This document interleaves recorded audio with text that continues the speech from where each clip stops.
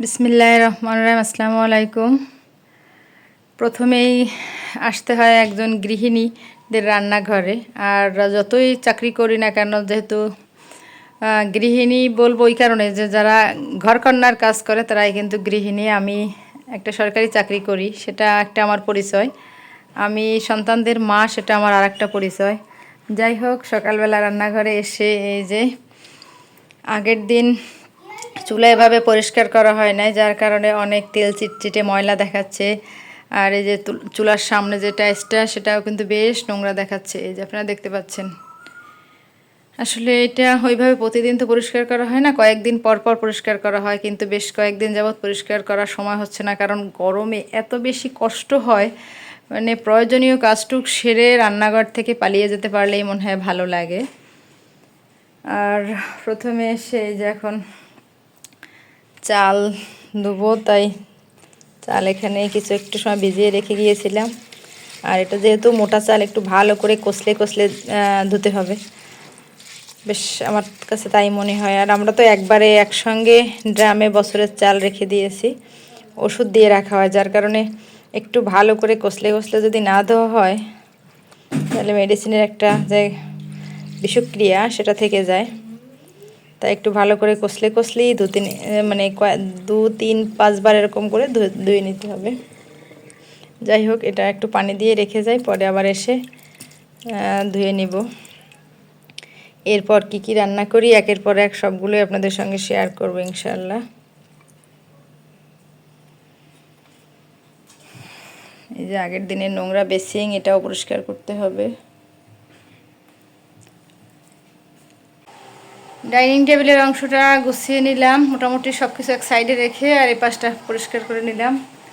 আর এই পাশের যে সেলফের সাইডটা, সেটাও কিন্তু এই যে ছোটো ছোটো রান্নার জন্য যে টুকিটাকি জিনিস কৌটাগুলো, সেগুলো ফ্যানও চলছে, গরম, প্রচণ্ড গরম, গুছিয়ে নিলাম। আর এখানটা মুছে নিলাম। এখন এই যে অংশটা, এই অংশটা মুছে নিতে হবে।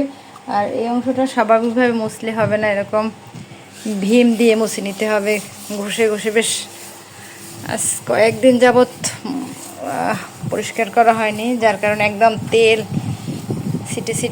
চিটচিটে যে ভাব, সেটাই হয়ে গেছে। এখান থেকে এই যে ভীম লাগিয়ে নিলাম, ঘষে ঘষে। একদিক থেকে ফ্যান চলছে আর অন্য দিক থেকে আমি কাজ করছি, তা না হলে একদম ঘেমে, তার মধ্যেও ঘেমেই ভিজে যাচ্ছি। যখন স্কুল খোলা থাকে তখন তো স্কুলের কাজ, যখন স্কুল খোলা না থাকে তখন বাসার কাজ। স্কুল খোলা থাকলে এইসব বাড়তি কাজ তখন করা হয় না, যখন স্কুল খোলা থাকে। কালকে এই যে সেমাই রান্না করছি, সেই সব একদম নোংরা হয়ে তেল চিটচিটে অবস্থা। স্কুল খোলা থাকলে তখন স্বাভাবিক রান্না বাড়া খাওয়া এইটুক, কিন্তু আর স্কুল করতে তো হবেই, সেটা তো আমার চাকরি।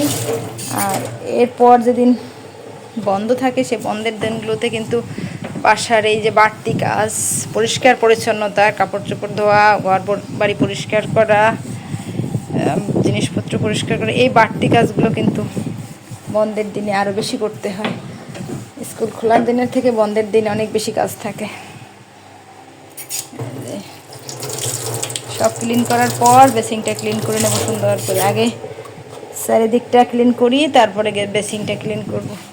উঠতেও চায় না, একবারে উঠতেও চায় না, বেশ শক্ত শক্ত হয়ে বসে আছে। এই যে খোটা খোটা করে উঠাতে হচ্ছে, যে একটু একটু করে। যাই হোক, শান্তি এখানে এই কাজের মধ্যে শান্তি লাগে কি, যে পরিষ্কার পরিচ্ছন্ন থাকলে নিজের মনটা অনেক ভালো লাগে। আর একটা ভালো লাগার জায়গা হচ্ছে, এটা যদি আমার ভাড়ার বাড়ি হতো তাহলে আমি এখন পরিষ্কার করতাম, হয়তো 1-2 বছর থেকে আবার চলেও যেতাম, আবার অন্য জায়গায় গিয়ে আবার অন্য একটা কারো বাড়ি পরিষ্কার করতে হতো। কিন্তু সবথেকে বড় শান্তির জায়গা হচ্ছে, যেহেতু এটা আমাদের নিজেদের বাড়ি আলহামদুলিল্লাহ, যার কারণে মনে হয় যে আমাদের জিনিস আমরাই পরিষ্কার করছি। এটা তো আর অন্য কারোটা পরিষ্কার করছি না। যত বেশি ভালো রাখতে পারবো তত আমাদের জিনিসটাই ভালো থাকবে। এইটা একটা অন্যরকম শান্তির জায়গা। নিজের ঘর যেমনই হোক, সে কুঁড়ে ঘর হোক আর পাকা ঘর হোক, নিজের ঘরের শান্তি অন্যরকম। এটা আল্লাহর কাছে কোটি কোটি শুকরিয়া। আলহামদুলিল্লাহ, আলহামদুলিল্লাহ। আল্লাহ নিজেদের বাড়ি করার তৌফিক দিয়েছে, এবং এটা আমাদের বাড়ি। এটা যে বলার একটা অন্যরকম শান্তি, যে হ্যাঁ যত কষ্ট করি না কেন নিজের বাড়ির জন্যই করছি। এই যে ওয়ালটা এখন পরিষ্কার করছি, গরমের মধ্যে ঘেমে একাকার হয়ে যাচ্ছে, তারপরও শান্তি লাগতেছে, যেটা আমাদের নিজেদের বাড়ি আমরা নিজেরা পরিষ্কার করছি। যখন ঘরের ফ্লোর মুছি তখন মনে হয় যে হ্যাঁ আমাদের ফ্লোর আমরাই মুছে নিচ্ছি। এটার মধ্যে অন্যরকম একটা ভালো লাগা, শান্তি। মাটির ঘরও যদি থাকে সেটাও যদি পরিষ্কার পরিচ্ছন্ন করে রাখা হয় দেখতে ভাল লাগে এবং অন্যরকম ভাল লাগে, যেটা আমার নিজের। হ্যাঁ, পরের বাড়ি যতই ভালো হোক না কেন ওটা কিন্তু পরের বাড়ি, ওখানে নিজের কোনো রকম স্বাধীনতা থাকবে না, কোনো রকম তৃপ্তি থাকবে না। যাই হোক, আলহামদুলিল্লাহ, শুকরিয়া আল্লাহর কাছে। দেখছেন এখন কি সুন্দর দেখাচ্ছে কালারটা ফুলের।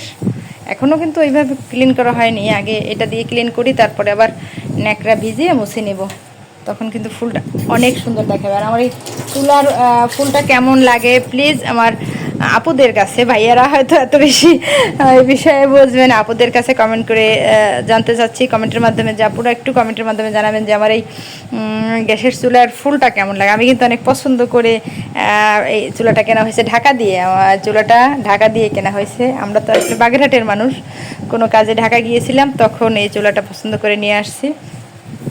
আমার কাছে কিন্তু অনেক ভাল লাগে এই ফুলটা।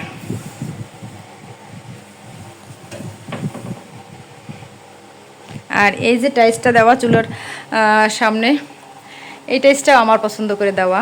আমার মনে হয় এই টাইলসটা বেশ ভালোই লাগে দেখতে, যেহেতু রান্নাঘরে এরকম ডিজাইন থাকলে অনেক বেশি ভালো লাগে।